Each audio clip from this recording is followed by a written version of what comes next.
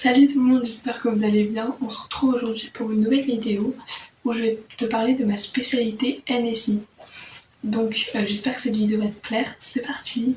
Donc tout d'abord NSI pour numérique et sciences de l'informatique. Donc je fais cette spécialité depuis 2 ans maintenant, j'ai choisi de la garder en terminale.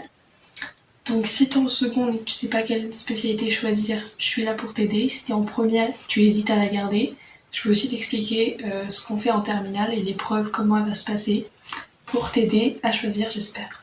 Alors, personnellement, ma prof m'a dit que normalement il y aurait ça dans tous les lycées, mais je sais pas, mais normalement il y a 2 profs de NSI qui sont dotés de différentes compétences qui se complètent pour faire la matière NSI.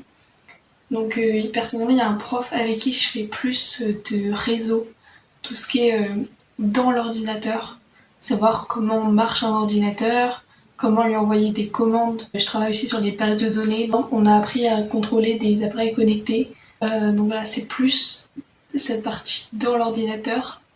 Et avec le prof, on est plus sur l'ordinateur, on va dire. Et c'est beaucoup plus de la programmation. Donc moi, c'est pour ça que j'ai choisi cette spécialité de base. C'est parce que normalement, en seconde, vous avez de la SNT. Je sais même plus ce que ça veut dire. Sciences numériques et technologiques, je crois. Et donc, on avait fait un peu de programmation en SNT et ça m'a plu. Je me suis dit, tiens, est-ce qu'il y a une spécialité qui ressemble? Donc j'ai vu la NSI et du coup, ça m'a beaucoup plu. Et donc on fait la programmation sur Python principalement. En première, on a aussi fait du HTML et CSV pour créer des sites web, genre programmer ce qu'il y a dedans, l'affichage, les couleurs, etc.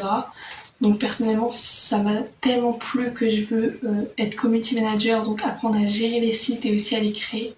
Vraiment, je trouve que mes 2 spécialités vont très bien ensemble.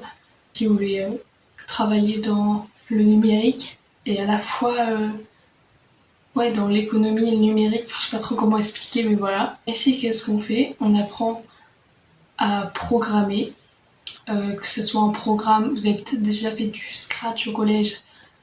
C'est un peu pareil, mais pas trop, mais c'est le même principe. C'est vous avez une mission, par exemple, sur Scratch, c'est déplacer un petit animal, genre lui faire un carré ou un truc comme ça.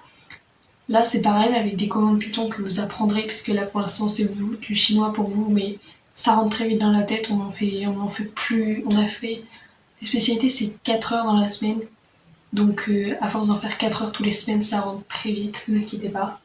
Je conseille cette spécialité pour ceux qui sont passionnés d'informatique ou juste qui ont aimé. Si vous avez bien aimé la spécialité SNT, je pense que c'est fait pour vous. Il y a aussi sciences de l'ingénieur, je pense que ça a aussi un rapport avec la SNT. Renseignez-vous parce que je connais personne qui fait sciences de l'ingénieur, donc je sais pas du tout. Mais voilà, c'est pas ouvert qu'aux garçons. Les filles aussi, vous pouvez aimer l'informatique et vous mettre dedans parce que c'est super cool. Voilà, personnellement, on est 3 filles sur 10, du coup c'est pas beaucoup, mais voilà, c'est super bien quand même. On peut aussi faire des projets. Je sais que cette année j'aurai un projet à faire où je vais décider ce que je vais faire en rapport avec ce que j'ai fait dans l'année et le présenter à des profs. Je crois que c'est ça, on nous a parlé vaguement.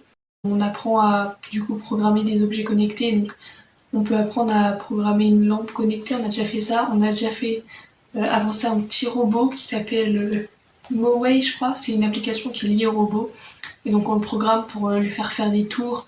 On lui a fait faire un parcours, mais il fallait pas qu'il touche le noir. Dès qu'il détecte du noir, il fallait qu'il avance. Enfin, plein de trucs super cool. On a dû inventer un pendu en programmation aussi. Genre, quand l'utilisateur entre un nombre, s'il est bon, on le note, sinon on fait une barre, enfin tout ça en programmation et c'est incroyable, c'est super bien. Que vous dire de plus? Je sais pas, c'est pas compliqué, tout le monde peut y arriver et ça rentre très vite dans la tête. Comme disent mes profs, le moyen que ça rentre, c'est vraiment de pratiquer. Plus on en fait, plus ça rentre, plus ça paraît facile, donc voilà.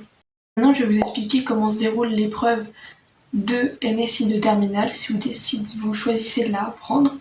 Je vous rappelle que si vous arrêtez une spécialité, elle compte coef 8. Si vous la gardez, elle compte coef 16. Donc c'est soit vous avez une bonne moyenne, vous arrêtez, du coup ça vous fait une bonne moyenne coef 8. soit vous avez une bonne moyenne mais vous kiffez ça donc vous voulez continuer, et du coup COEF 16. Donc l'épreuve, si je me trompe pas, je vous remettrai sur l'écran si je me trompe, mais c'est 3 heures d'épreuve écrite, où du coup c'est tout ce qu'on a appris mais version écrite. Donc je trouve ça plus dur parce que on peut pas se corriger sur l'ordinateur. Quand on se trompe, l'ordinateur nous le dit, il dit erreur, fais gaffe, t'as oublié un truc, tu vois, tu peux corriger. Épreuve pratique, t'oublies de mettre 2 points, c'est le programme il est plus bon et tu perds des points, donc c'est dommage. Mais du coup voilà. Et 1 heure d'épreuve pratique. Donc l'épreuve pratique c'est sur ordinateur. Donc il y a un algorithme à trous. Donc mon prof me dit que c'est plus dur parce qu'il faut réussir à se mettre dans la tête de l'examinateur qui a fait l'exercice, parce qu'il faut comprendre comment il a réfléchi pour faire le programme pour pouvoir le compléter.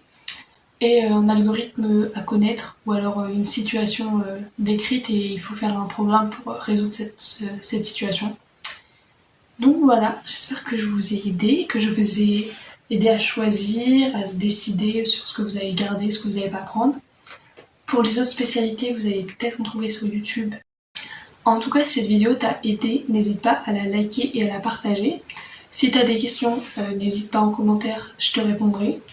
Et moi je te dis à la prochaine pour une nouvelle vidéo. Salut!